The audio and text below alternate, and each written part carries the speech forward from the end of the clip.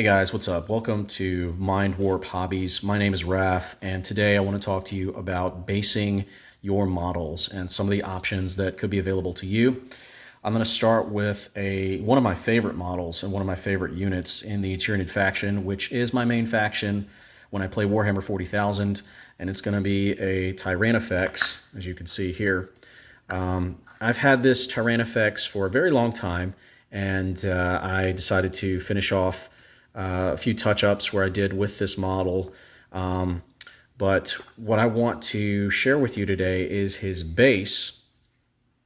And I normally don't put a whole lot of effort into the bases for my miniatures. I generally just take the basing pots that you can get from different companies. I particularly use the Games Workshop stuff, mostly because I know how to use it, and it's always available at my local game stores wherever I go. But I decided to try something special with the base for this particular boy right here. Why? Because he's perhaps one of the coolest big bugs in my army right now. So basically, just to run you through what I did here, I have I had some old corkboard pieces right here from an Army Painter basing kit that I bought forever ago, and I just wanted to use them because I didn't want to just throw them out. So I slapped them on this oval base here. Once I finished with that, I basically ran through with some super glue. I got some liquid super glue, and I put it in a lot of these areas right here. I wanted to break up all this flat space because when baking soda and super glue touch each other, they react and form a very solid, very hard plastic-like filler. In fact, there's a lot of prop makers and studio effects people that use that to fill in gaps in resin prints and resin casts and that sort of thing. You can apply the same method to basing your miniatures. So I have a base here where I just used baking soda and super glue with some corkboard that I super glued on, and then I went over it with a solid black primer. After that, I wasn't happy with it, so I added a crushed Terminator bit. This bit right here, this guy, he comes in the Maliceptor kit. The Maliceptor, for those of you who don't know, is basically a big brain tank thing in Tyranids. And this comes as one of the mounting options. So the claw actually sits in this little recessed punctured bit right there. That's where it rests. But I decided to keep it in my bits box for another unit because I just think it's a really cool little piece to have. So I slapped it on this guy and gave him a Thunder Hammer that came from an old Deathwatch kit that I used to have a long time ago. And I put this little spore cyst thing right here too, just to signify. And so, I haven't super glued this onto him yet, mostly because I'm not done with the model. As you can see here, I put some magnets in the joints. His head actually comes off.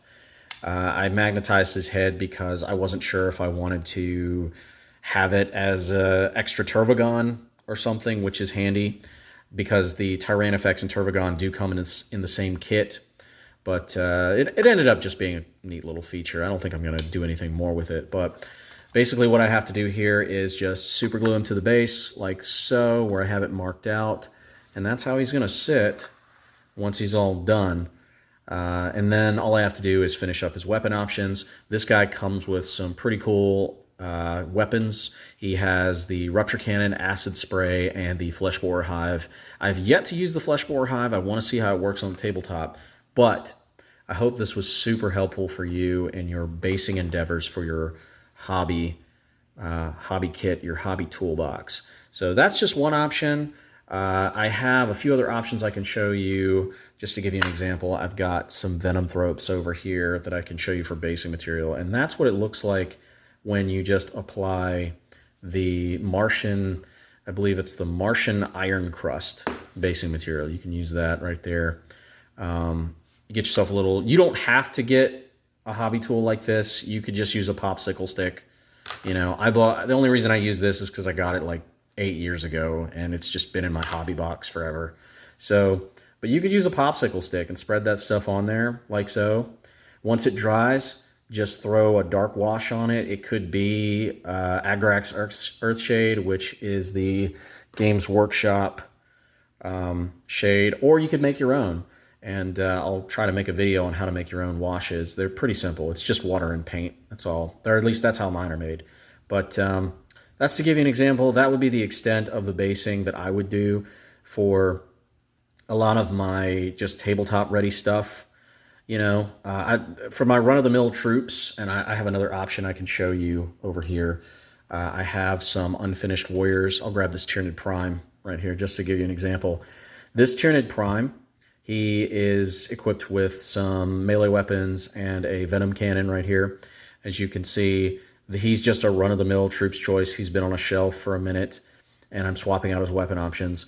But for your run-of-the-mill troops, they don't have to be fancy. In fact, I would recommend you don't make them fancy just so that you can avoid burnout in the long haul. Because if you're running a horde army, like Tyranids or Guard, for example, I would consider Guard to be a horde army myself. But any of your mass dudes factions, I would recommend just doing something quick, simple. So base, wash, done, move on. Because once you get to the 60th gaunt, you'll get very tired of it. But I hope this was helpful for you wherever you're at. You take care and enjoy your hobby time wherever you're at, man. Peace.